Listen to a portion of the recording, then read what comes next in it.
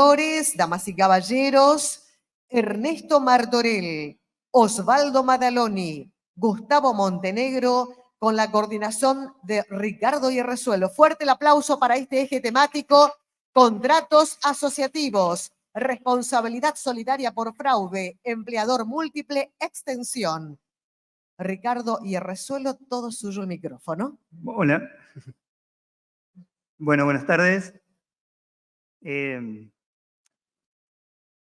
En esta oportunidad me he tomado un descanso, así que no voy a hablar, simplemente voy a coordinar el panel y vamos a empezar justamente con la exposición del doctor Ernesto Martorell, que es doctor en Derecho y Ciencias Sociales, con 10, es máster en Derecho Empresarial, es autor de 72 libros, es coautor del Código Civil y Comercial de la Nación, es especialista en Derecho del Trabajo, tratadista y escritor en materia de Derecho Societario y de Derecho del Trabajo. Bueno, y no hace falta que lo siga presentando porque todo el mundo lo conoce. Así que mucho gusto y le cedo la palabra.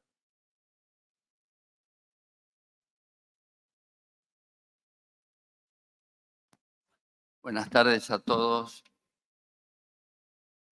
La verdad que es un gusto exponer acá.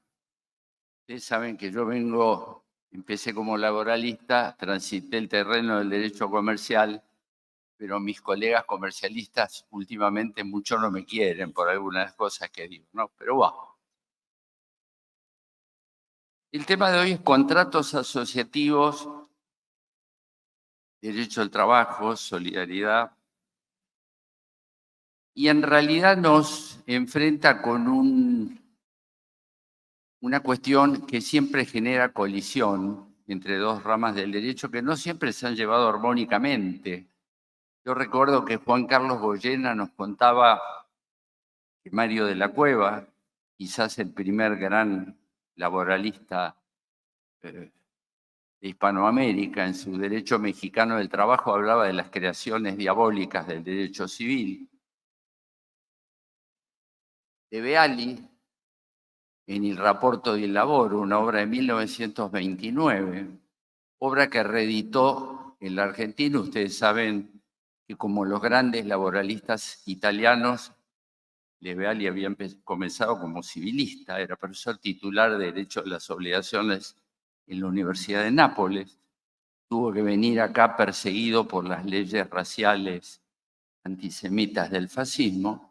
Esta obra la traduce en el año 48 y ahí dice que el derecho civil y comercial y el derecho laboral tienen visiones divergentes sobre las mismas realidades. El derecho civil y comercial son más formales, otorgan fuerza de ley a los contratos, y el derecho laboral tiene un contenido que él llamaba prevalentemente realístico. Esta situación se acentúa en la década del 70, una década que fue muy creativa, pero muy conflictiva para la República Argentina.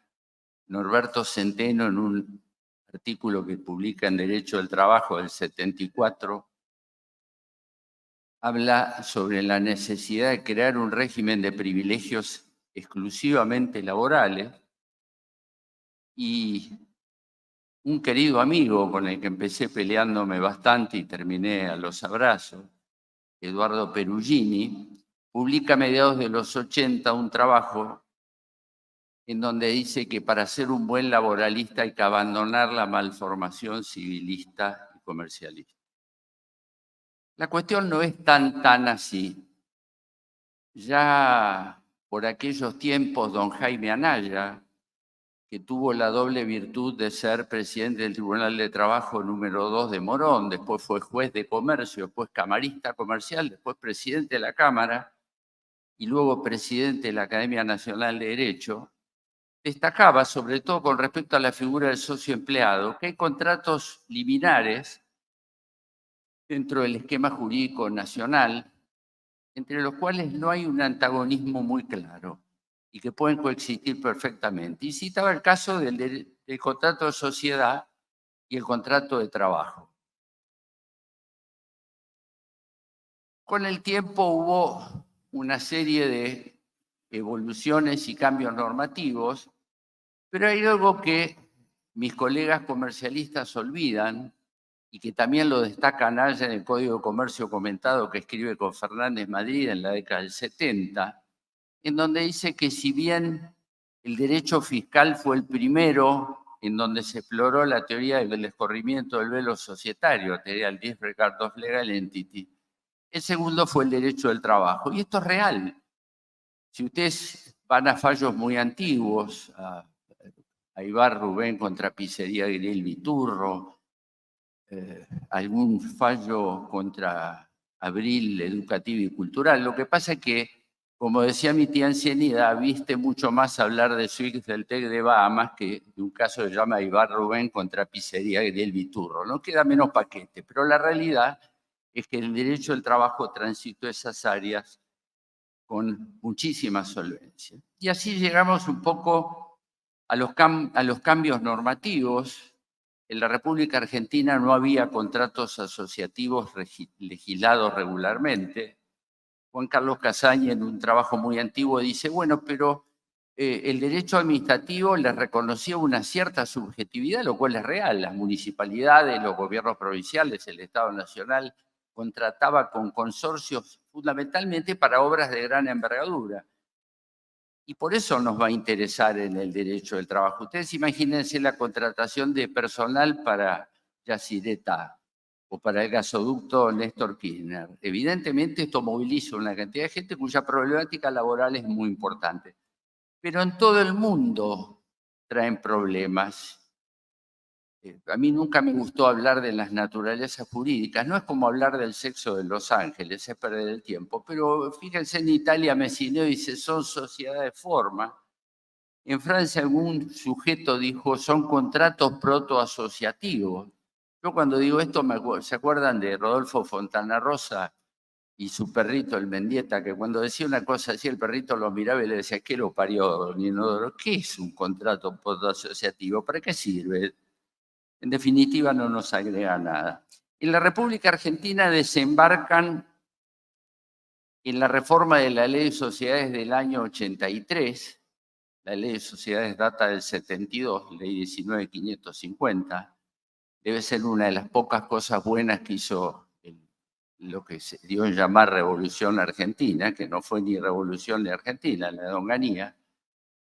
Introduce las agrupaciones de colaboración y las uniones transitorias de empresa. Con respecto a las uniones de colaboración, ambos son contratos, no tienen forma de sociedad, no generan personalidad jurídica, son una especie de oxímoron, porque no son sociedad, no tienen órganos, pero tienen un representante, no tienen capital, pero tienen un fondo común operativo. ¿Y quién nos suma esto a nosotros? Bueno, en definitiva, yo recuerdo alguna discusión con algún grupo empresario extranjero, japonés, le empezaron a hablar al japonés, llamémoslo Mr. Nippon, sobre lo que eran las sociedades argentinas. El tipo dijo, a mí me preocupan dos cosas. Primero, ¿qué nivel de responsabilidad vamos a tener y cómo voy a poder remesar las utilidades? La realidad es que lo que nos va a preocupar es la responsabilidad, ¿no es cierto?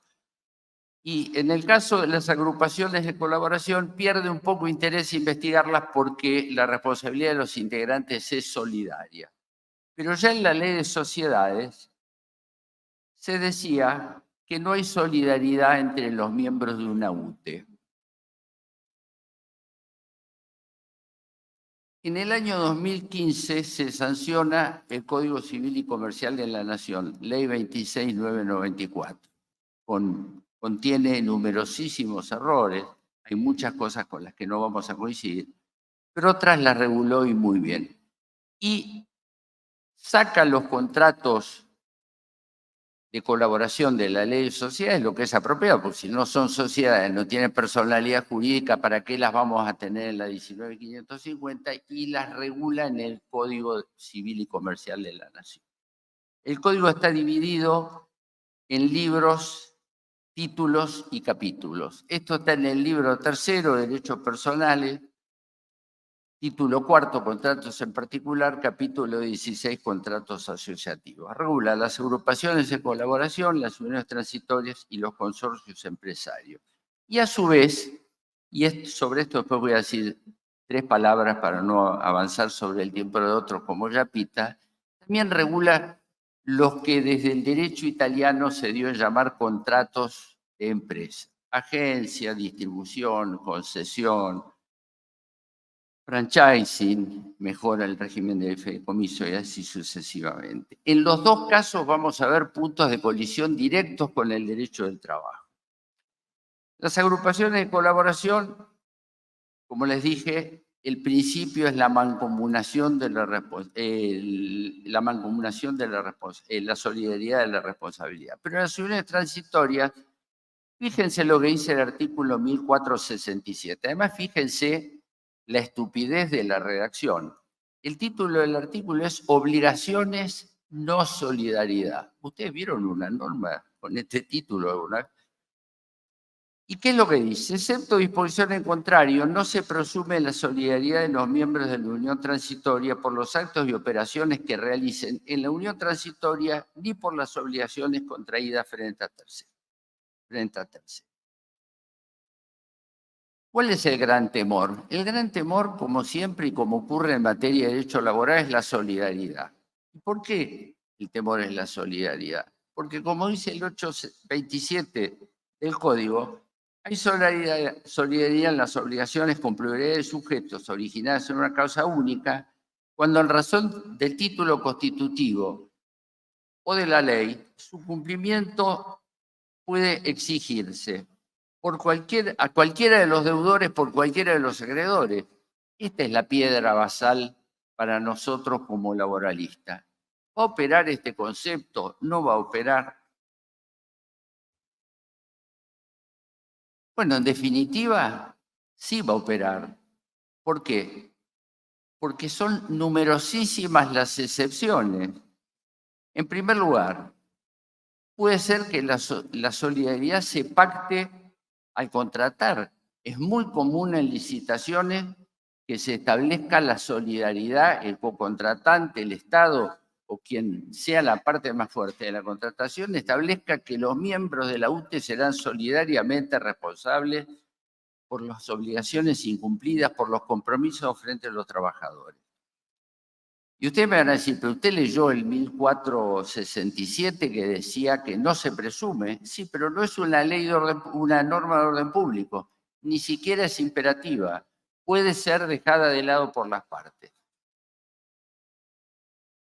También puede haber una solidaridad de origen legal. ¿Y cuál es la solidaridad de origen legal? ¿Se trata de obligaciones indivisibles de dar, hacer o de no hacer? ¿O se trata de responsabilidad contractual por riesgo o vicio de la cosa? Pero fundamentalmente, y en lo que a nosotros nos compete, ¿puede haber solidaridad laboral en estos contratos que a lo mejor involucran 5.000, 7.000, 2.000 personas, 500, 400? Y como cuando yo escribí estas cosas sabía que iba a ser fuente de crítica por muchos, dije, bueno, tomemos la opinión de comercialistas. Bass y Ferrari en el comentario a la norma en el Código Civil y Comercial dirigido por mi amigo Julio César Rivera, fíjense que dice, claramente hay solidaridad si la unión transitoria fuera un recurso para cometer fraude en perjuicio de los trabajadores, artículo 14 de la Ley de Contrato de Trabajo. También la hay si todos los partícipes se comportan como un solo y único empleador frente a los empleados de las distintas empresas, sociedades o grupos consorciados. Y en tercer lugar, también la hay si exorbitando el objeto de la unión transitoria, todo el conglomerado actuara como un conjunto económico de carácter permanente en los términos del artículo 31 de la Ley de Contrato de Trabajo, que como ustedes saben, dispara la solidaridad cuando se incurra en maniobras fraudulentas o conducción temeraria.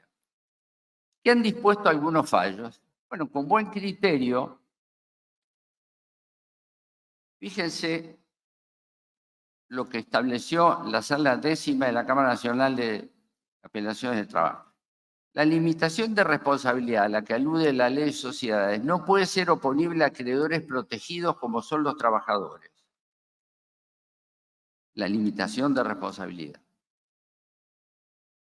Correspondiendo al juez aplicar el derecho al caso concreto. Los contratos de colaboración empresaria y las UTE, que no son sociedades, no son sujetos de derechos en el artículo 377 del LSC, no pueden ser empleadores en los términos del artículo 26 de la Ley de Contrato de Trabajo, por lo que sus integrantes deberán responder solidariamente frente a los dependientes. Y un fallo bastante antiguo, Fritz Maurice contra Coconor del año 2003.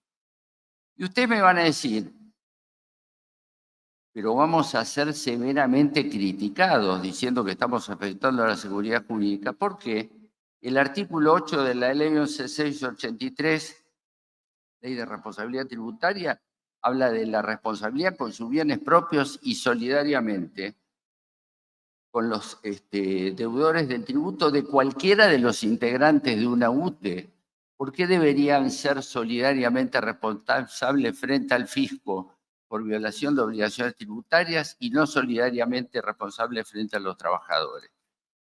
Y yendo a los contratos de empresa, y le dedico solamente 3 minutitos, fíjense que pareciera que existiera el mismo pánico del legislador civil y comercial frente a la normativa laboral.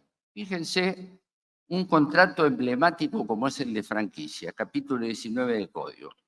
Lo define y dice hay franquicia comercial cuando una parte denominada franquiciante otorga a otra llamada franquiciado el derecho a utilizar un sistema aprobado, bla, bla, bla, bla. Artículo 1520. Las partes del contrato son independientes y no hay relación laboral entre ellas. En consecuencia, el franquiciante no responde por las obligaciones del franquiciado, excepto disposición en contrario. Los dependientes del franquiciado no tienen relación jurídica laboral con el franquiciante, sin perjuicio de la aplicación de las normas sobre el fraude laboral. ¿Y qué explicación dan de esto? Bueno, Osvaldo Marzorati, en la primera obra que trata el contrato de franquicia en bastante detalle, se llama Contratos de Distribución Empresaria, es una edición del 88, fíjese lo que dice. El franquiciado desempeña sus funciones con autonomía, puesto que no hay una relación de dependencia jurídica.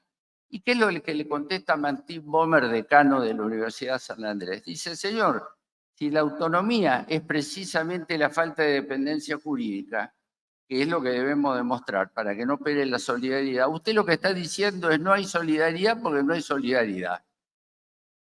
Como no es dependiente, no hay dependencia, entonces no hay autonomía. Es una situación absolutamente tautológica que no agrega nada. ¿Y qué más acota Bomer? Dice, señores, acá lo que debió hacerse es actuar con más sinceridad. En este sentido, dice, la Escuela Económica del Derecho, con la que por supuesto yo no comulgo, Posner y Guido Calabresi, el decano de Harvard, dice, señores, este tipo de contratos lo que hay que establecer es unos sistemas de seguros especiales para que en los casos que haya rupturas y no se pueda afrontar las relaciones frente a los trabajadores, habrá una cobertura de seguros. Entonces lo que dice Bomer es, ustedes no quieren aceptar esto porque esto generaría un encarecimiento de la figura y en algún caso hasta podría sacarla de mercado. Ahora es curioso, porque esta situación de cuestionamiento y de reticencia del legislador civil y comercial frente al legislador laboral se da en un momento que el legislador civil y comercial laboralizó algunas instituciones históricas. Fíjense lo siguiente. Contrato de agencia. ¿Qué dice el artículo 1492? En los contratos de agencia por tiempo indeterminado, cualquiera de las partes puede ponerle fin con un preaviso. ¿A qué le suena esto? El plazo del preaviso debe ser 1 mes por cada año de vigencia del contrato. Una cosa curiosa. Institutos históricos del derecho comercial toman instituciones del derecho laboral y por otro lado se quiere poner una serie de cortapisas que en muchos casos no corresponden.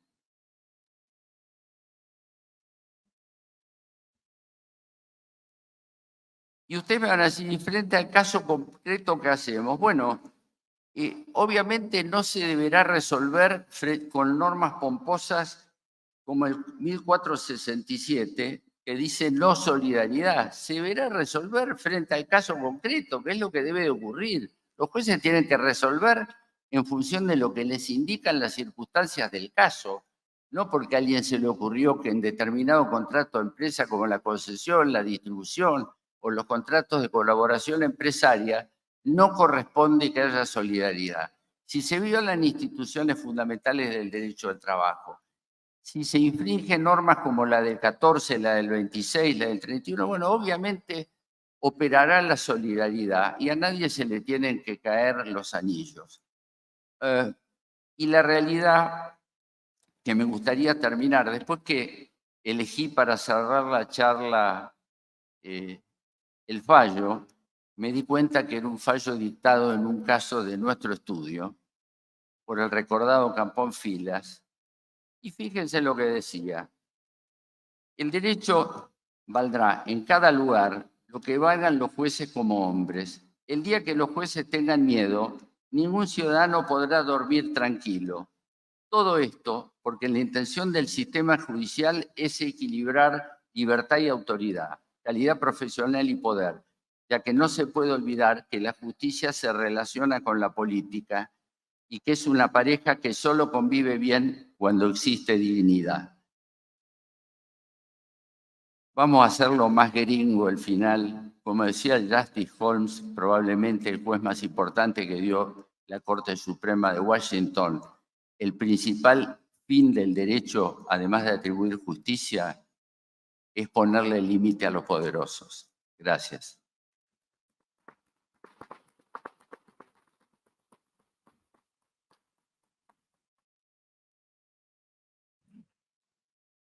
A continuación, va a hacer uso de la palabra Osvaldo Madaloni, que es doctor en Ciencias Jurídicas, máster en Economía y Ciencias Políticas, es especialista en Magistratura Judicial, ex juez del Tribunal de Trabajo número 1 de San Isidro y autor de varios libros y artículos de la especialidad. Entonces, el doctor Madaloni. Gracias, Ricardo. Buenas tardes. Muchas gracias a Julio Grisolía por la convocatoria. El tema que nos ocupa, es decir, la responsabilidad de los socios y directivos por deudas de la sociedad, tiene diversas denominaciones, a tal punto que en el proyecto de elevación del Código Civil se habla de la desestimación, la prescindencia, la inoponibilidad, etcétera, dice. Porque hay muchos otros nombres que se pueden aplicar a esto. Este instituto es poco conocido en sus orígenes y ajustándome al tiempo, quiero de todos modos darles alguna idea. Este no es un instituto novedoso. Este instituto tiene en la jurisprudencia americana más de 200 años, para que tengan una idea. ¿Por qué? Porque el reconocimiento de las corporaciones de parte de la jurisprudencia como entes separados de las personas físicas que las constituían, llevó con el tiempo a los jueces a darse cuenta de que a través de estas corporaciones se hacía todo un abuso del derecho. Entonces quisieron ponerle remedio a esto. Y ahí aparece el nombre americano que tiene este instituto, que es Disregard of Legal Entity, que es algo así como ignorar la entidad legal para levantar el velo corporativo y ver el hombre que hay detrás de la máscara. Es decir, el hombre que en definitiva está cometiendo el abuso. El tema no salió durante muchos años de lo que es Estados Unidos. Recién en el año 1956, estamos hablando de los primeros fallos norteamericanos, son de 1804, 1805, Rolf Senig, un profesor de la Universidad de Heidelberg, sistematiza toda la jurisprudencia americana en un libro donde en definitiva habla del abuso del derecho a través de la persona jurídica. Ese tema es retomado luego, 9 años después, por el doctor Héctor Masnata. Es importante el libro de Masnata porque hace el mismo trabajo de Selig, pero con la jurisprudencia argentina. Y el libro se llama El abuso del derecho a través de la persona colectiva. También es importante porque Masnata en el año 73 va a integrar la Corte Suprema, donde va a haber un leading case muy particular, que es el caso Parque Davis. Hubo en materia laboral algunos antecedentes aislados, uno de ellos lo nombró el doctor Martorell, el de Pizzería Viturro, de la Sala 2 de la Cámara Nacional de Apelaciones del Trabajo, un voto del doctor Justo López, pero digamos que la cuestión no tuvo un cauce brusco. ¿Por qué? Por un lado, no todo el mundo conocía el tema, eso está claro. Si bien, por ejemplo, Borda tiene algunas sentencias donde claramente se manifiesta que ha leído profundamente la obra de Selig, pero la realidad es que no había una normativa. Y tampoco seguramente los abogados supieron cómo plantear la cuestión, cómo lograr ese levantamiento del velo societario. Hasta que en 1983 se produce una modificación importante en la Ley de Sociedades que agrega un tercer párrafo al artículo 54 relativo a la responsabilidad de los socios cuando a través de la sociedad violen la ley y causen perjuicios a terceros.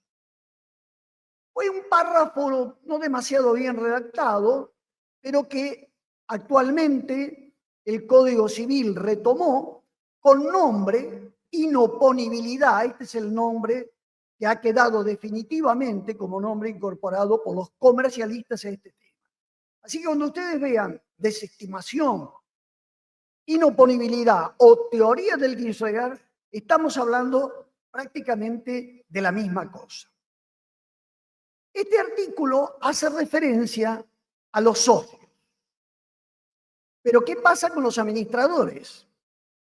Hay 2 artículos con referencia a los administradores en la Ley de Sociedades, que son el 59 y el 274, donde también son responsables en los supuestos de que se hubiera violado la ley o se hubiera afectado el orden público y se hubieran perjudicado a terceros, que lo que a nosotros nos importa son los trabajadores. Llegamos así al año 1997 y acá sí hay un fallo trascendental de la Sala 3 de la Cámara Nacional de Apelaciones del Trabajo con un voto del doctor Guibur que se llama Delgadillo Linares con Chatel. Acá por primera vez, con el fundamento del artículo 54, se condena a un socio de una sociedad anónima. Y pocos meses más tarde, con un voto de la doctora Porta, la misma sala condena en Duquelsi con Fuar a la presidenta de una sociedad anónima. Claro, ustedes se imaginarán, a partir de allí, con semejante antecedente, todos comienzan a hacer los planteos respectivos. Y curiosamente, las salas de la Cámara se dividen casi por partes iguales. La mitad de las salas siguen a la sala 3 y las otras 5 salas sostienen que no, porque hay otros medios de reparación que no es necesariamente levantar el velo corporativo. ¿Por qué? Por esa cerrada defensa que hay entre los comercialistas, con excepción del doctor Martorell, vale decirlo, de que es casi un sacrilegio distinguir a las personas y responsabilizarlas más allá de la responsabilidad que le cabe a la sociedad. hasta que finalmente llega el esperado fallo de la Corte Suprema.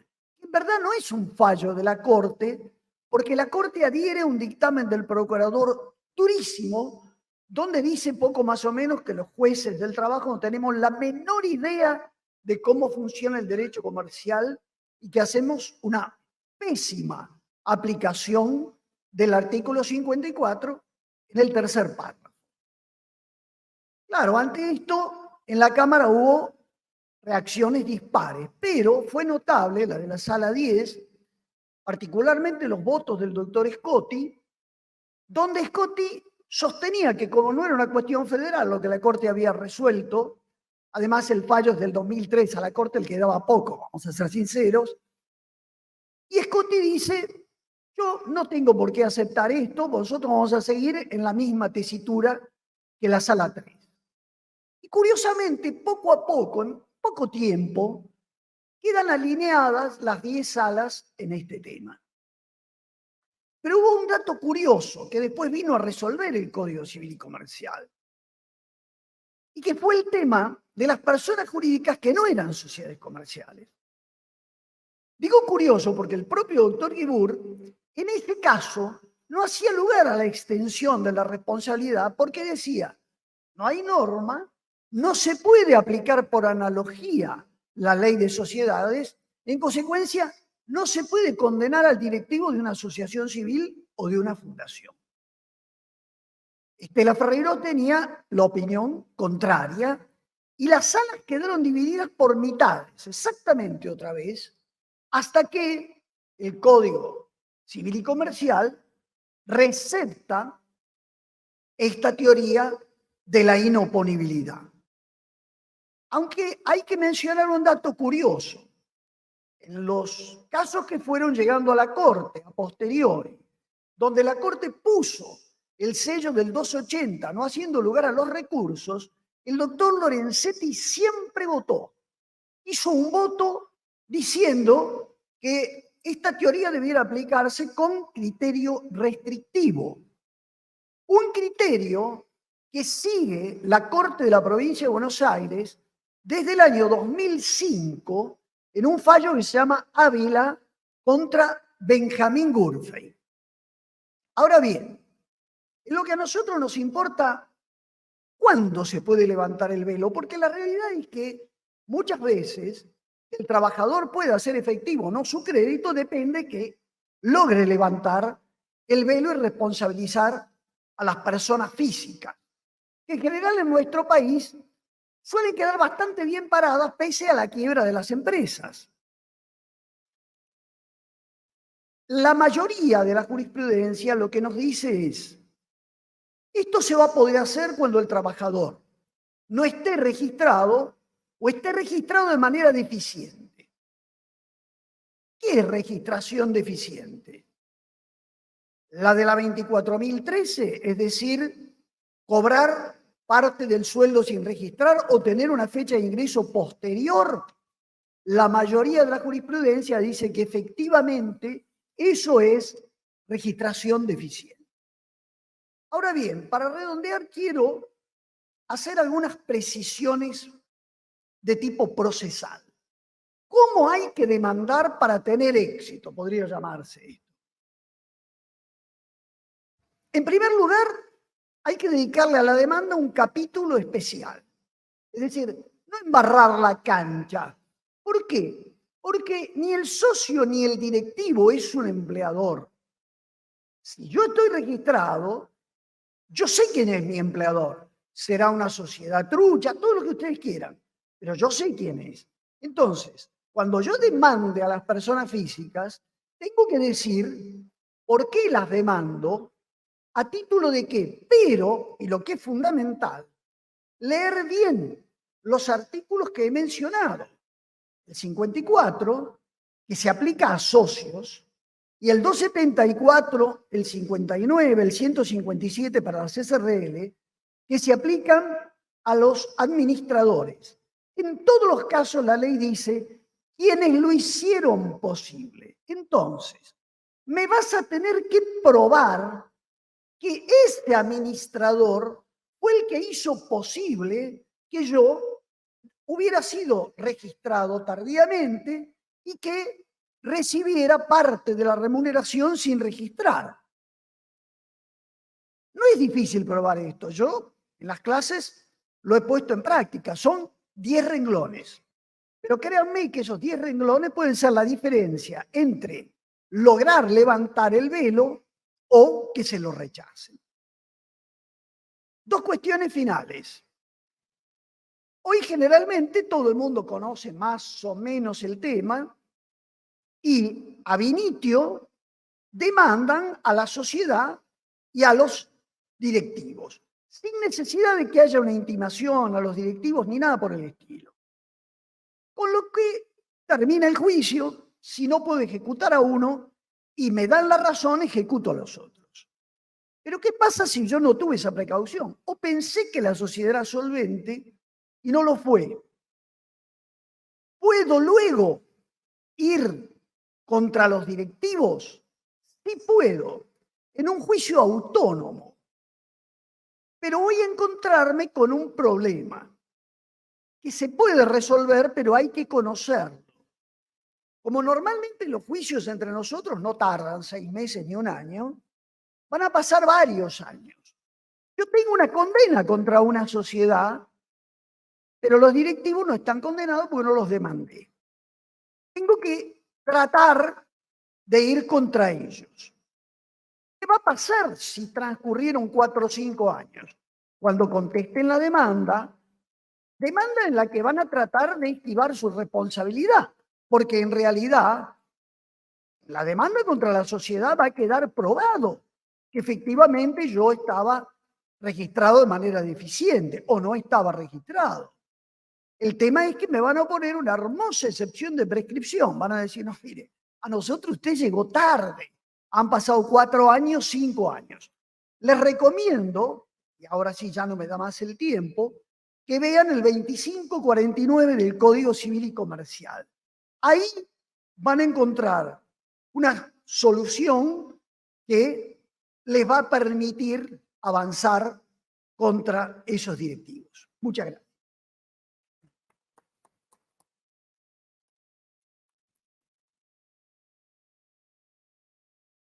Bueno, a continuación y para finalizar este panel, va a hacer uso de la palabra el doctor Gustavo Domínguez, que es abogado litigante en Mar del Plata, es maestrando en la Universidad Nacional de 3 de Febrero, es autor del libro Medidas Cautelares en el Proceso Laboral, bueno, y autor de, tuvo participación en varios libros y artículos de la especialidad. Le cedemos la palabra. Bueno, buenas noches. Gracias, Ricardo, por la presentación. Montenegro es mi apellido. Montenegro, detalle. ¿qué puse? Ay, Montenegro, No, perdóname. no, por favor, por favor. Bueno, obviamente hay que empezar agradeciendo a todos quienes trabajan en la organización, en la persona de Julio Grisolía, para lograr que cada año tengamos congresos de esta jerarquía internacional. Y como siempre destaco, no solamente de congresos de jerarquía, sino de pluralidad. Y pluralidad no solo en términos ideológicos, sino también federal.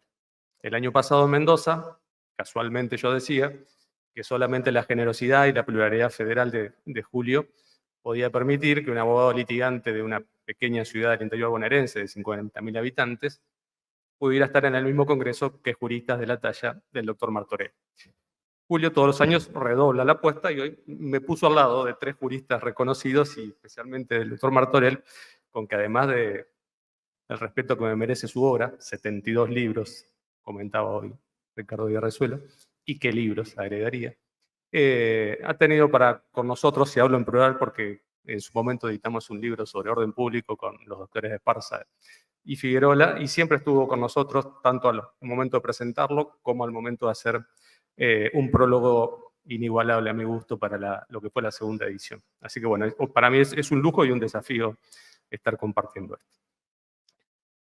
Y por otra parte, agradecerles a todos ustedes que hoy vienen presencialmente a escuchar, es algo que se valora especialmente, y decirles de la alegría que para mí tiene especialmente que esto se haga en Corrientes, la tierra de San Martín, la tierra de Scalabrini Ortiz y la tierra de Centeno.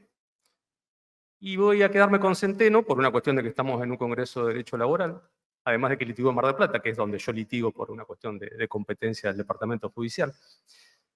Y porque me parece que hay palabras, sabemos que su obra, la LST, fue para su época realmente excelente, obviamente perfectible, obviamente puede ser materia de renovación o de evolución, pero fue de avanzada. Y dentro de eso, creo que hay, en términos filosóficos, dos artículos que la definen, que es el 4, cuando pone por delante la dignidad del trabajador por sobre el intercambio económico que puede haber en el contrato de trabajo, y el artículo 11, cuando hace mención a la justicia social, y como principio de la justicia social.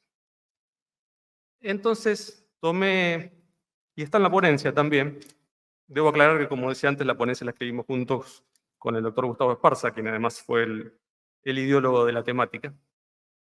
Y decía Centeno, en octubre del 74, o sea, apenas un mes después de que había sido promulgada la ley 2744, y a casi un año y fracción de que fuera secuestrado y asesinado, decía: la idea de justicia social es la que domina toda su estructura, partiendo de la base de que la misma se realiza, siquiera en parte, a través de sus normas. Pero si estas no fuesen suficientes, ni las que derivan de leyes análogas, toda cuestión deberá ser resuelta conforme a sus principios. Esto es el artículo 11. Y después, haciendo referencia nuevamente a la justicia social, en ese mismo artículo nos decía: sin duda configura hoy por hoy la máxima aspiración de los hombres y de los pueblos, porque también entre estos se la deberá consagrar como garantía última de la paz, la que no se puede alcanzar cuando los hombres explotan a los hombres y los pueblos a otros pueblos. Entonces, si bien comparto, siguiendo entre muchos otros a Cosio y a Duncan Kennedy, que ideología y derecho tienen mucho en común, trato en general de no mezclar cuestiones académicas con coyunturas políticas. Pero me parece que hoy, cuando, como diría magistralmente Marechal en la autopsia de Creso, vemos la fuerza con la que avanza aquel hombrecito económico que nos decía Marechal, y directamente plantea que estamos hablando de una aberración cuando hablamos de justicia social, tirando por la borda la doctrina social de la Iglesia, el constitucionalismo social y todos los tratados internacionales, me parece que en buena hora tener presente a Centeno. Bueno, vamos a la temática.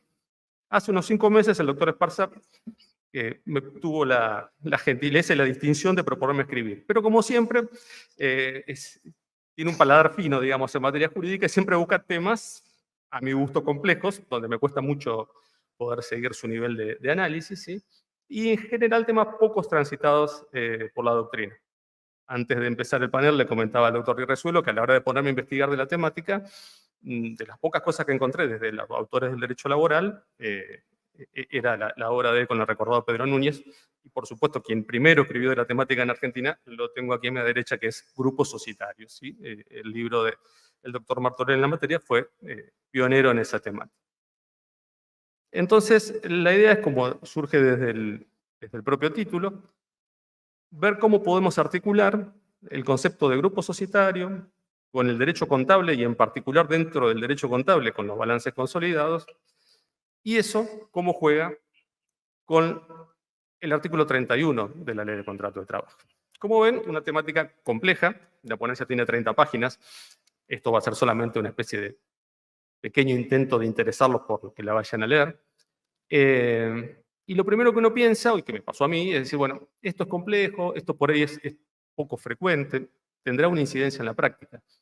Al principio me generó alguna prevención. Debo confesar que después del estudio de la temática me hizo ver que una vez más la idea del doctor Esparza estaba acertada y que yo era algo que no lo había visto. ¿De qué hablamos cuando hablamos de grupos societarios?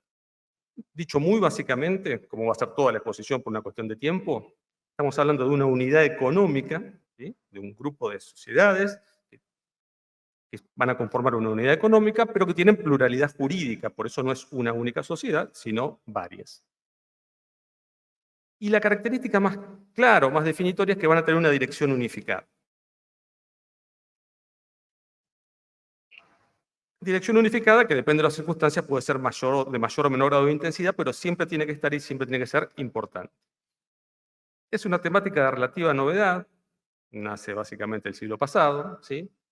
De gran complejidad, por varios motivos. porque hay muchas tipologías de grupos societarios, hay muchas razones por las cuales se crean grupos societarios, motivaciones, ¿sí? Y eso implica en un tema muy complejo, y porque, como bien dice Galgano, además, a diferencia de las sociedades, los grupos de sociedades no nacen de una norma legal, sino de la propia autonomía de la voluntad de aquellos empresarios que querían, de alguna manera, exacerbar la limitación de la responsabilidad. Esa complejidad hace que uno, como operador jurídico, muchas veces sea temas donde, un poco, digamos, dicho vulgarmente, le arisquee, digamos, ¿sí? Porque además nos va a traer otra situación con el balance consolidado. Entonces, frente a eso, respuestas posibles. Bueno, en la doctrina y jurisprudencia uruguaya, por ejemplo, una salida quizás más directa, simple y efectiva, es personificar al grupo, ¿sí?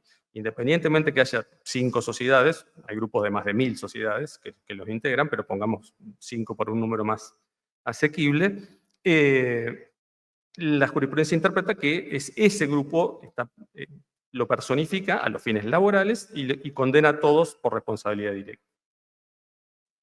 No es el caso de nuestro país, vamos a ver después del 31. Aunque hay que distinguir que podría ser que si el grupo de sociedades actuó con cada uno de sus integrantes como empleador, valiéndose de la mano de obra y haciendo la dirección propia de la relación de dependencia a todos sus integrantes, en ese caso podremos estar ante un empleador múltiple en los términos del artículo 26 y no ya del 31, que es la norma que más nos interesa a los fines de esta ponencia. ¿Qué define la idea de grupo? Básicamente la noción de control societario. Y ahí nos tenemos que ir al artículo 33 de la Ley General de Sociedades. Los tipos aceptados en nuestro derecho, el control interno de derecho, que es cuando se tiene más del 50% de las tenencias normalmente accionarias, pero de la participación social, y con ello se puede conformar la voluntad social. El interno de hecho, que es cuando no se alcanza esa cantidad numérica, digamos, para generar la voluntad social, pero en los hechos, por determinadas circunstancias, por ejemplo, por el ausentismo que se suele dar en las asambleas, en los hechos ese grupo, esa parte que pueda tener el 30 o el 40% de las tenencias accionarias, en los hechos es el que conforma la voluntad social. Entonces ese es un control interno de hecho. Y el externo de hecho, que tiene que ver con los contratos de dominación, que para el tema de hoy, en principio, no lo tenemos tan presente.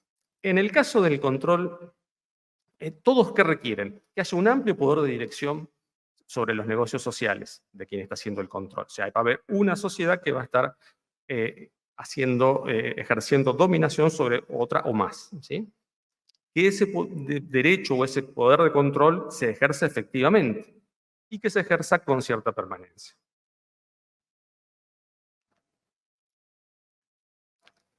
Y acá viene la parte que por ahí a nosotros, digo nosotros en el sentido asumiendo que a los abogados en general nos cuesta por ahí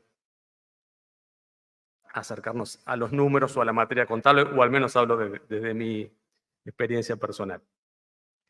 Cuando haya control interno de derecho, ¿sí? Por la propia ley de sociedades, es obligatorio para la empresa controlante, generar balance consolidado. ¿Qué es? Es un balance que refleja la situación de todo el grupo, ¿sí?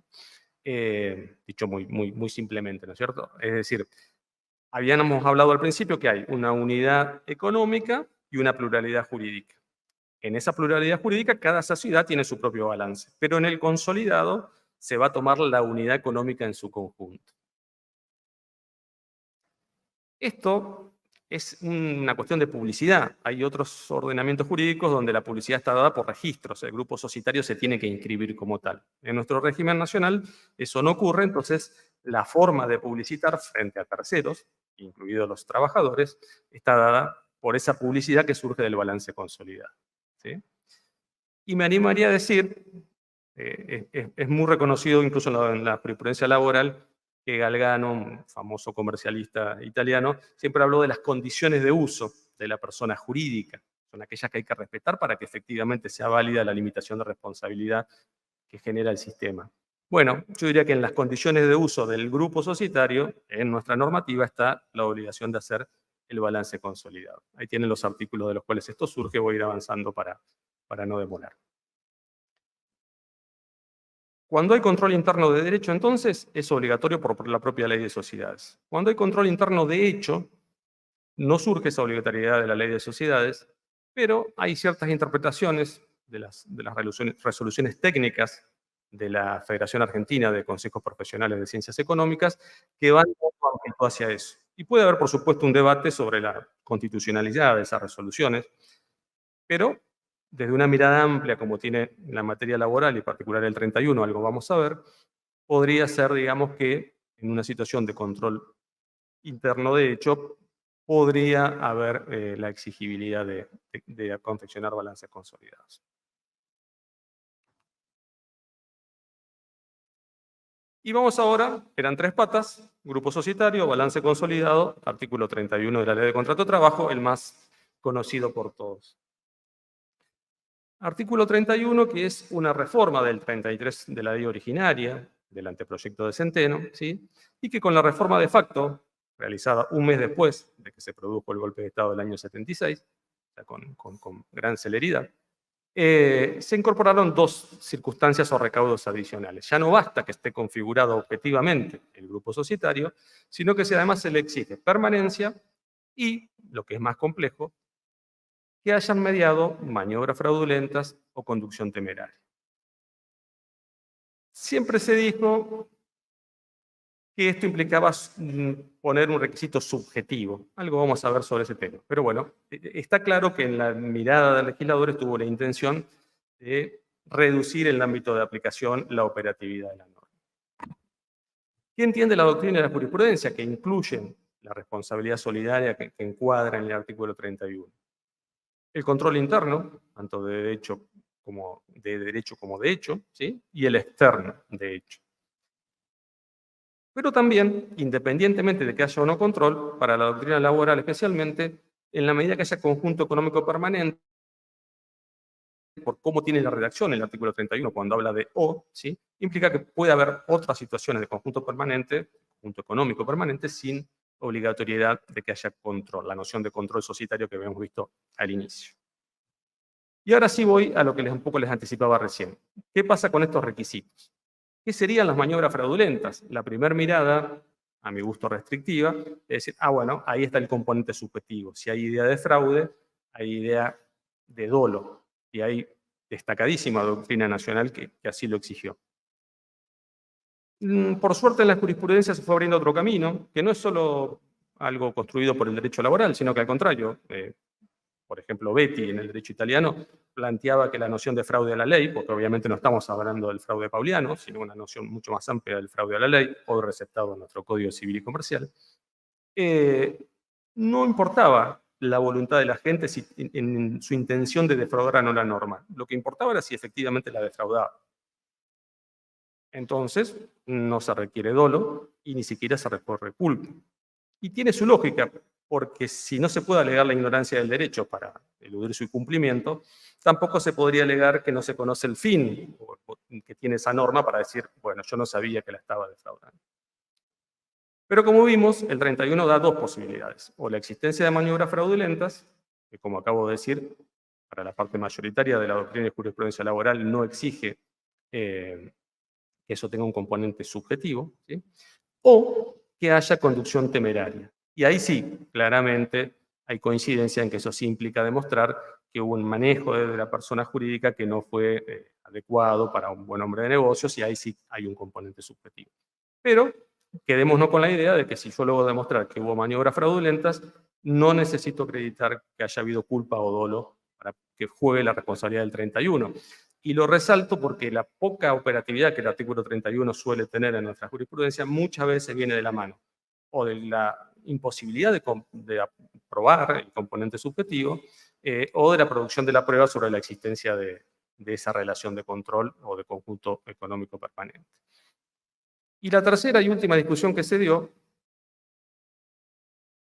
era, y en esto es similar a lo que sucedió con el artículo 54, del cual muy bien habló el doctor Madaloni recién, si era necesario acreditar la existencia de insolvencia. La idea es que no, eso ya está bastante avanzado en nuestra jurisprudencia, a pesar de que nuevamente aquí hubo doctrinarios de talla que plantearon que sí, que ese era un requisito. No solo no surge de la ley, sino que además implicaría en los hechos tener que ir solamente contra primero un deudor, después si se demuestra la insolvencia en hacer un nuevo juicio, también un poco lo que planteaba recién el doctor Madroni, y una cascada de juicios que con los tiempos procesales que manejamos en nuestro país implica décadas. Entonces, hasta por un componente operativo y vinculado con la noción de plazo razonable que establece la Corte Interamericana de Derechos Humanos, eso sería inviable. Bueno, intentado hacer este acercamiento a grupo societario, a balance consolidado y al artículo 31, lo que trabajamos con el doctor Esparza es decir, bueno, ¿y qué articulaciones podría haber entre estas figuras? La primera y quizás más importante, no están en este orden en la ponencia, pero me parece que aquí para ir a los fines prácticos conviene empezar por acá, es que lo que se nota en la práctica es que muy poca cantidad de grupos de sociedades cumplen con elaborar el balance consolidado. Puede existir alguna, sobre todo en alguna gran empresa cotizante en bolsa, donde esto sí se haga, pero en muchos otros directamente no se hace. Y piensen ustedes, yo les hablaba al principio de si es un tema que puede presentársenos en la práctica judicial diaria. Y les digo que sí. Primero porque hoy las empresas transnacionales que en general conforman grupos actúan en todo el país, hasta en el pueblito más chiquito del interior, sea por la actividad agropecuaria o por otro tipo de prestaciones tecnológicas, son grupos societarios.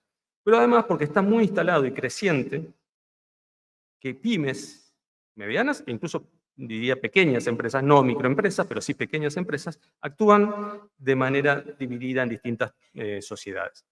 Por distintos motivos, por fraccionar la responsabilidad, muchas veces por una cuestión contable y tributaria. Es muy común que los contadores aconsejen esto, y entonces uno se encuentra en la práctica que una empresa pesquera que tiene 10 buques, cada buque es una sociedad. Claramente es un grupo societario, mismos administradores, mismos socios, la misma actividad, pero funcionan con esa pluralidad jurídica que decía al principio. Y en la práctica no confeccionan balances consolidados. Hay otras actividades que una empresa del grupo, sociedad del grupo, fabrica determinado elemento, hay otra que se dedica a la comercialización y hay otra que se dedica a brindar el servicio postventa. Cada una de ellas es una sociedad distinta. Y claramente podemos estar ahí en presencia de grupo. Por supuesto, después por distintas cuestiones. Si una misma rama se dedican a distintas actividades, puede ser que estén divididas, o si son empresas transnacionales, por supuesto, en cada país o en cada región van figurando distintas personas jurídicas que trabajan ahí. Entonces, es bastante común que directamente no se confeccionen los balances consolidados. Y si, además de que eso es una cuestión de opacidad y de violación de la buena fe, si como vimos es una obligación legal, que es lo que determina la publicidad del grupo societario, el incumplimiento, al no confeccionar ese balance, implicaría la conducta fraudulenta del artículo 31 de la LST. Entonces, si yo logré probar el grupo societario y puedo probar accediendo al balance que el balance no tiene su consolidado, estará configurado ese componente, entre comillas, subjetivo que veíamos hoy y que suele ser en la práctica lo que termina inhabilitando la operatividad de la norma. Una segunda consecuencia, quizá el balance menos frecuente, pero el balance consolidado supongamos que se confeccionó, pero de una manera relativamente defectuosa. Bueno, dependerá en las circunstancias del caso de cuál es el defecto, si eso genera o no también que se configure la conducta fraudulenta. Otra opción, se hizo el balance consolidado y se lo hizo correctamente. Bueno, eso será demostrativo de que ahí hay grupos societarios. Por supuesto, me quedará probar que se dan algunas de las otras conducciones, la conducta fraudulenta o la conducción temeraria o la maniobra fraudulenta, pero por lo menos ya tendré justificado que hay grupo.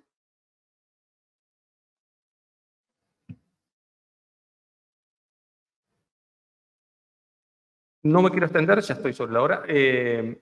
La idea sería, sobre todo para nosotros laboralistas, ya digo, a veces reacios a los balances, de los balances y no ya solo de los consolidados, que como digo son poco frecuentes en la práctica, surge mucha información que puede ser muy relevante, incluso para demostrar la existencia ya no del control de derechos, sino el control externo de hecho que veíamos hoy, ¿sí? Los contratos de dominación, eso pueden tener reflejos en los balances que sean muy importantes como prueba a la hora de uno alegar la existencia de responsabilidad solidaria. Solo decir que todo este tipo de análisis no solamente puede ser importante para llegar a una sentencia de fondo que reconozca el derecho, sino también nos puede dar verosimilitud a la hora de pedir, por ejemplo, un planteo cautelar durante la sustanciación del proceso. Entonces, no solo lo miremos como una cuestión de fondo, sino que también puede tener una incidencia procesal. Y para terminar, voy a cerrar con una frase de vuelta de Galgano, este comercialista que comentaba, y que me interesa porque si bien yo tampoco abrevo, como bien decía el doctor Martorell, en la noción del análisis económico del derecho, a veces es bueno confrontar a determinado sector un poco en su mismo lenguaje. Y decía con mucha certeza Galgano, la responsabilidad limitada produce un efecto social, o sea, un efecto atinente en las relaciones entre las diversas clases sociales, que ahora debe ser puesto en relieve, ya que hace posible una traslación parcial del riesgo vinculado con las actividades económicas por la clase empresarial a otras clases sociales. Está claro que la limitación de la responsabilidad hoy es fundamental en un sistema capitalista. El tema es las condiciones de uso, cómo y para qué se lo va a utilizar. Muchas gracias. Excelentes ponencias. Doctor Ricardo Hierrezuelo, ¿le parece bien que hagamos un par de preguntas? Tenemos un auditorio colmado realmente y es riquísimo este panel. ¿Le parece bien? Bien, no hay problema. Sí. Perfecto. ¿Quién quiere hacer alguna pregunta? Me levanta la mano, por favor. Tengo micrófono inalámbrico para acercarlo. Tenemos que aprovechar esta oportunidad, mis estimados, porque es una oportunidad fantástica que tenemos de contar con profesionales de primer nivel que vienen a poner luz realmente a este tema tan puntual, ¿no? Como contratos asociativos y demás. A ver, ¿quién se anima a romper el hielo? Allá. Perfecto. Aquí delante tenemos a la dama. Si serías tan amable de contarnos tu nombre y apellido, por favor. Sí, buenas noches. Mi nombre es Noemí Jiménez. Quería hacerle una pregunta o una inquietud, mejor dicho, al doctor Madaloni. En el caso que se haya accionado en contra de la sociedad y de un socio en virtud del 54 de la Ley de Sociedades, por una cuestión de prueba no se haya hecho lugar y que no se haya interpuesto un recurso digamos, ante la Corte, calculo que de los que valida la ley de procedimiento, ¿se podría iniciar en virtud de ese artículo 2549 que usted planteó del Código Civil una extensión de responsabilidad contra el socio, planteando que hubo un trasvasamiento de la empresa y que incluso la sociedad, no solo contra el socio, sino contra una sociedad que tiene como parte a este socio y que además tiene el mismo objeto social? ¿Me entendió? ¿Fui clara o no? No, clarísima. Pero la respuesta es compleja, muy compleja. Es que la pregunta es compleja. Claro, porque, a ver, si vos no conseguís la condena en el primer juicio, y yo entiendo que a veces se produce lo que vos decís, el trasvasamiento societario, es decir, acá hay una serie de picardías que se van a dar, no hay ninguna duda de eso. ¿Cómo perseguir esas picardías? ¿Se puede? Sí, claro, se puede.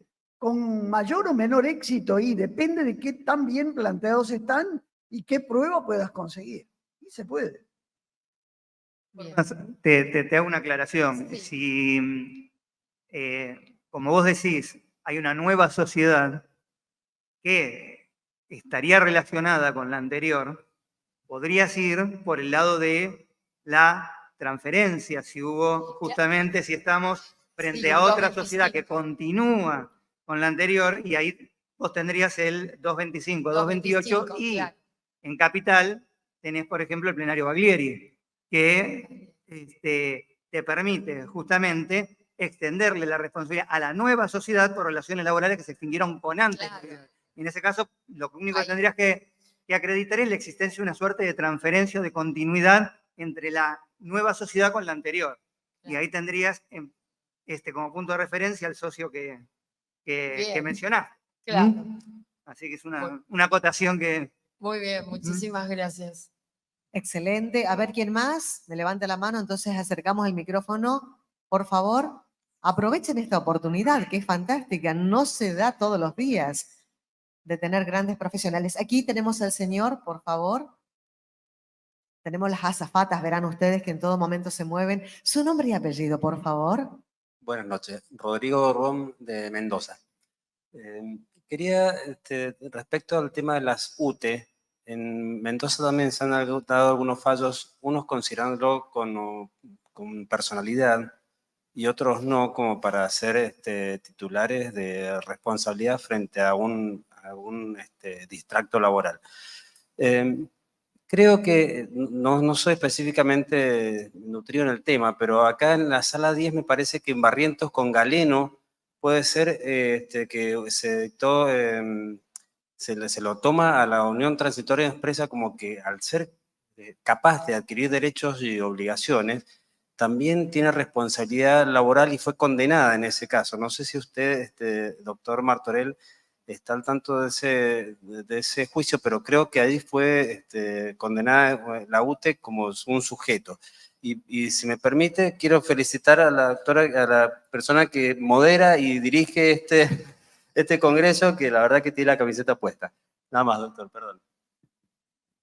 La verdad que no lo tengo presente en este momento. Hay varios fallos previos a la sanción del Código Civil y Comercial de la Nación, esto es antes del 1 de agosto del 2015, en que distintas salas de la Cámara Nacional de Apelaciones de Trabajo dijeron que al no ser persona jurídica y no ser sociedad, la actuación promiscua de todas ellas como una especie de empleador único generaban su asimilación a las sociedades irregulares o de hecho, en cuyo caso correspondía responsabilidad solidaria. Pero eso hoy no sería aplicable porque no existen más las sociedades irregulares y de hecho, y para las figuras atípicas, el legislador del 2015 estableció la mancomunación y no la solidaridad. A mí se me escapó comentarlo. Lo único que me aflige es el temor que existe, no solo menos en la justicia laboral, pero por ejemplo en la justicia comercial en materia de contratos empresarios no hay solidaridad, no solo laboral. Yo recuerdo un caso muy sonado en la época en que se vendían muchos más coches que hoy. Javif contra Bonini y Tomasini. Bonini y Tomasini era una cadena de concesionaria Fiat. Un señor compra 2 coches, no se los pagan, no se los entregan, una estafa.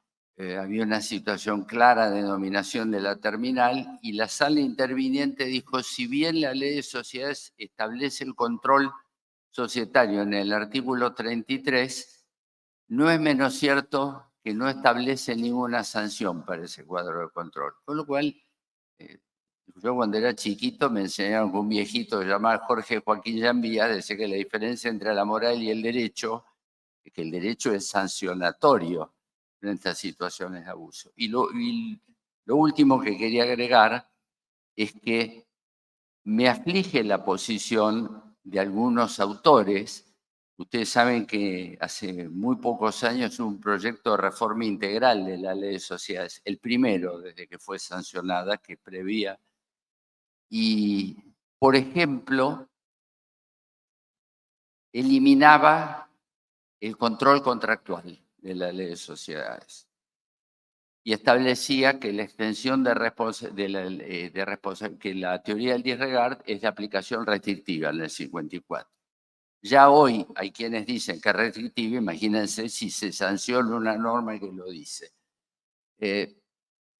Tan indignación me causó que escribimos, debemos de haber sido los únicos, una nota tan lapidaria sobre el proyecto. Creo que no fue tan mala la nota porque los propios senadores Iturriés de Capellini y Pinedo, que lo habían mandado al Congreso, va a ser unos pocos proyectos que los propios autores le quitaron entidad legislativa.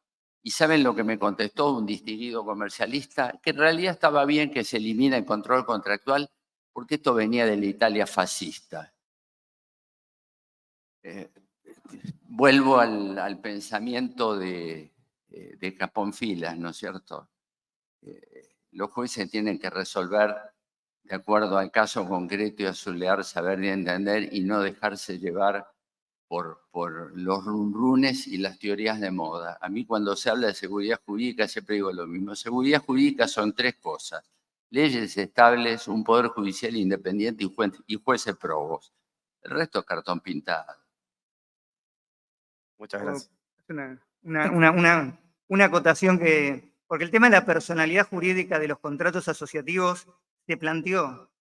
Es más, la Corte Suprema en el 2003, en un fallo que se llamó Banelco contra DGI, era una UTE conformada por Banelco y IBM para la explotación de los cajeros automáticos, aplicando el principio de realidad económica, le asignó el carácter de sujeto de derecho. Esto fue un gran, y ahí se planteó la discusión sobre si eran o no sujeto de derecho, porque es un interrogante y un gran problema que se plantea a quién demandar. Y a nosotros nos pasa muchas veces que demandan a la UTE, a la Unión Transitoria, o demandan a la agrupación de colaboración, pero tenés el problema que no es un sujeto de derecho. El código te dice, es decir, ya te lo decía la ley de sociedades en materia de uniones transitorias, que en ese momento era de empresa, ahora son uniones transitorias solo, porque no solamente pueden incluir empresas, y las agrupaciones de colaboración, y la ley 26.005 regulaba el consorcio de cooperación. Ahora lo juntaron todo en contratos asociativos y desde mi punto de vista perdieron la oportunidad de tratar el meollo de la cuestión, primero en materia de responsabilidad, que como bien decía Ernesto Mastorell, tenemos 3 contratos, 3 agrupaciones contractuales, 3 contratos asociativos, con cierta similitud y con responsabilidad completamente diferentes, pero completamente diferentes. Agrupación de colaboración responden solidariamente, unión transitoria responde, responden en los términos del contrato y si no mancomunadamente, consorcio de cooperación responde en los términos del contrato y si no solidariamente. Fíjense, 3 sujetos con 3 responsabilidades distintas. Y en materia de personalidad, del carácter de sujeto de derecho se planteó, y a nosotros se nos pasa muchas veces, porque demandan a la unión transitoria, porque la realidad es que la unión transitoria ha exacerbado la finalidad para la que fue creada. Fue creada para un contrato, para una ejecución, una obra, por ejemplo, Yacyretá ponía una autopista, cuando exacerbaba la posibilidad de que una sola empresa pudiera hacerse cargo de ese megaproyecto. Hoy por hoy tenemos que transporte de media y larga distancia está agrupado en uniones transitorias. Recolección de basura está agrupado en unión transitoria.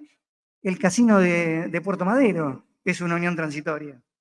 Claro, no, es transitoria porque la concesión se la dan por 50 años. No, entonces no estamos hablando. Entonces, a nosotros se nos plantea el problema a la hora de demandar. Porque ¿qué pasa si demandan la unión transitoria? Si yo tengo que atenerme a lo que dice el código, le tengo que decir, mire, no es sujeto de derecho, no se puede demandar.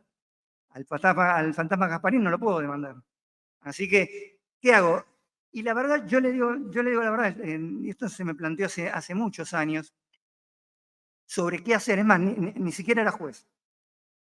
Que demandaban a la unión transitoria. Yo estaba en ese momento escribiendo un libro que escribí en materia de solidaridad, y le decía a la juez, le digo, ¿qué hacemos? Le digo, porque acá lo que correspondería es intimar, diciendo no siendo sujeto de derecho, individualice contra quién dirige la acción.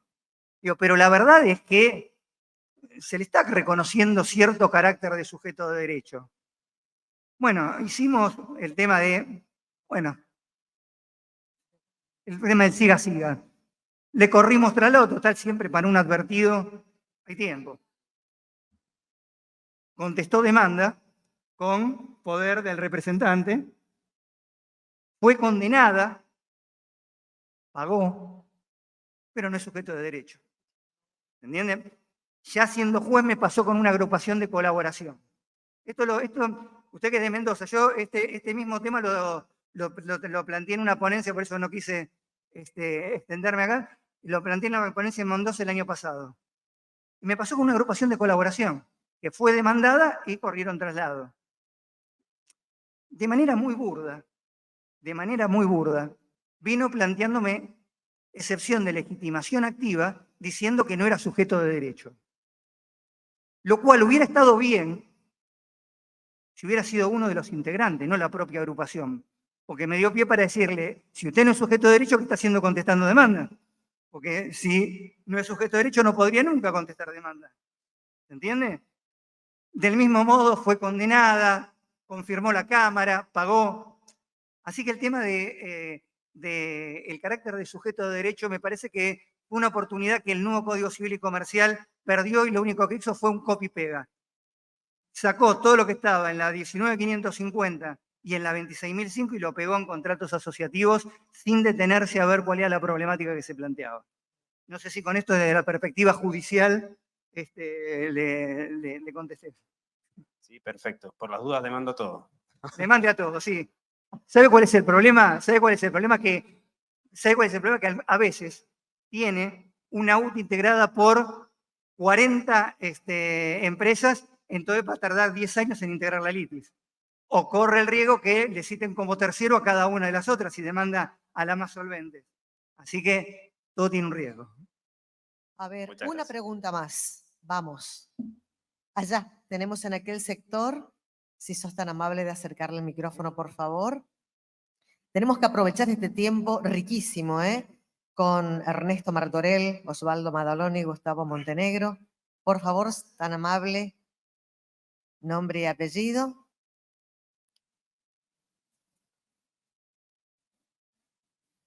Allí ya llega nuestra azafata. Hola, buenas noches. Mi nombre es Carolina Iannuzzi y quería hacer una pregunta, en realidad, sobre la primera pregunta que le hicieron. La duda es saber si esa exención de responsabilidad que se puede, digamos, volver a iniciar, no sé si la acción o como extensión de responsabilidad en base a la interrupción de la prescripción, también se podría hacer sobre una empresa y no sobre el socio. Es decir, cuando existe una empresa que continúa pero no hubo una transferencia formal del Fondo de Comercio, si esa extensión sería viable sobre esa... del mismo modo continúa con la misma actividad. No sé si es clara la pregunta. Sí, sería viable, ningún problema. Perfectamente posible. En la práctica, la realidad es que muchas transferencias se hacen totalmente al margen de la ley. Con lo que si el tribunal o el juzgado se toma algún trabajo, el juicio lo pueden llegar a conciliar rápidamente, porque no tienen cómo defenderse. Esta es la realidad. Aprovecho para pasar como diría Pedro Núñez, un aviso parroquial brevísimo. Hay un libro muy actualizado sobre este tema de la extensión de responsabilidad. Es un libro de fines del 2021, cuyo autor es el doctor Martorell, que lo recomiendo porque es lo más importante que hay en este momento y, como dije antes, además el libro está actualizadísimo.